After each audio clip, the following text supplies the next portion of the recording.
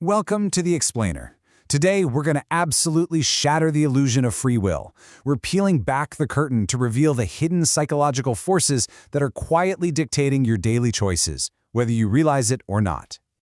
Think about the last thing you bought online. Or hey, even a political idea you've been championing lately.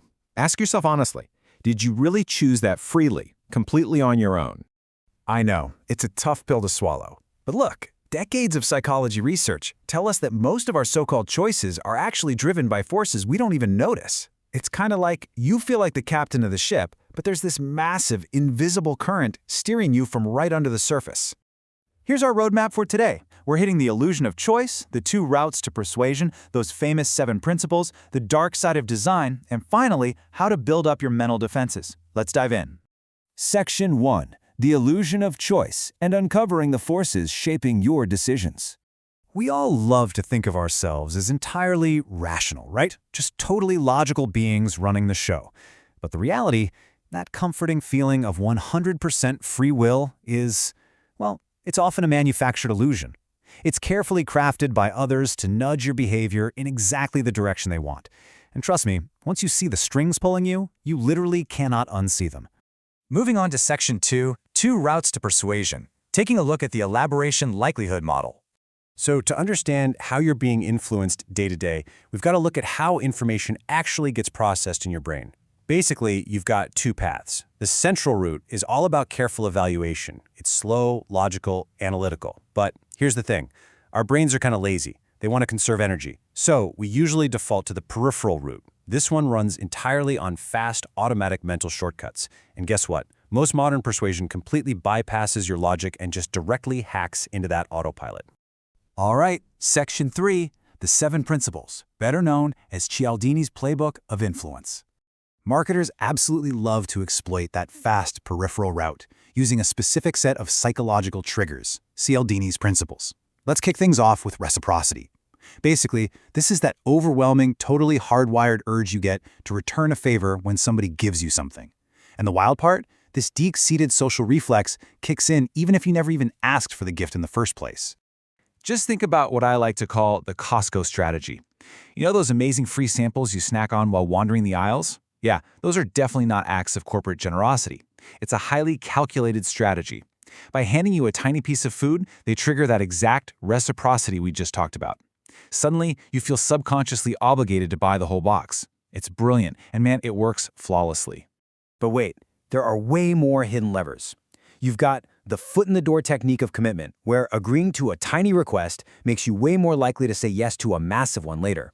Then there's social proof, which is essentially just blindly following the herd because you saw 10,000 4.8-star reviews.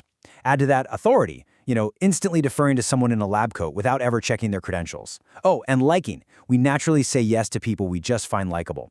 That is literally the multi-billion-dollar engine running the entire celebrity endorsement industry. And then we have anchoring bias.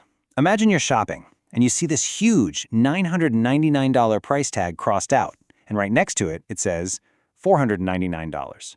By flashing that massive number first, your brain gets anchored. Suddenly, that actual price tag feels like an absolute steal. It completely warps your perception of what the thing is actually worth.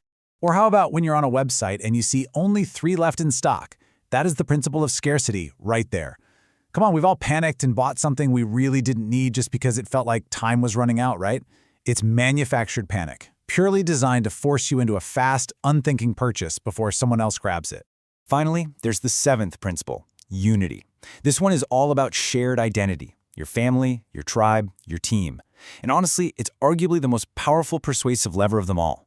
It completely explains why political messaging neutrally leverages tribal identities across the entire spectrum. They know for a fact that you'll do things for us that you wouldn't even dream of doing for a total stranger. Section 4. The dark side of design, looking at manipulation and propaganda.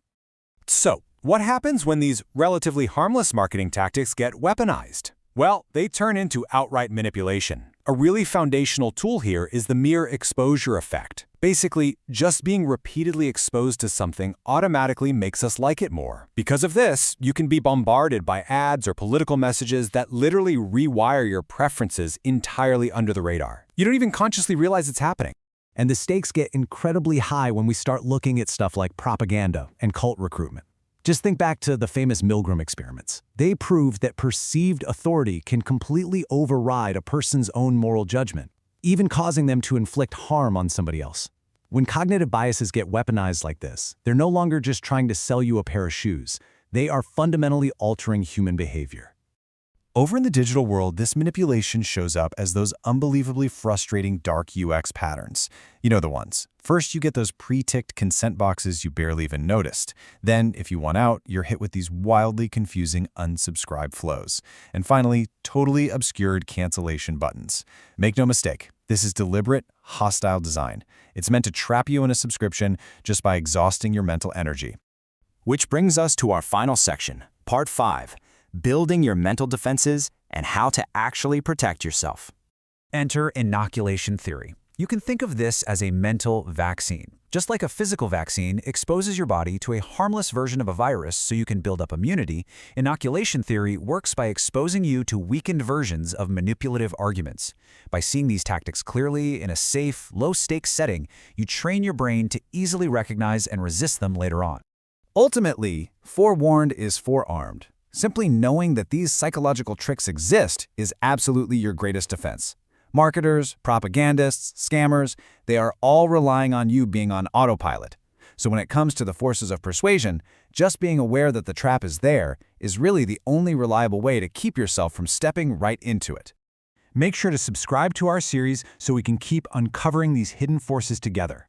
But as we wrap up this explainer, I want to leave you with one absolutely vital question. The next time you're browsing online and you're just about to click buy, or maybe you're stepping into a booth to cast a vote, ask yourself, who is really making this choice?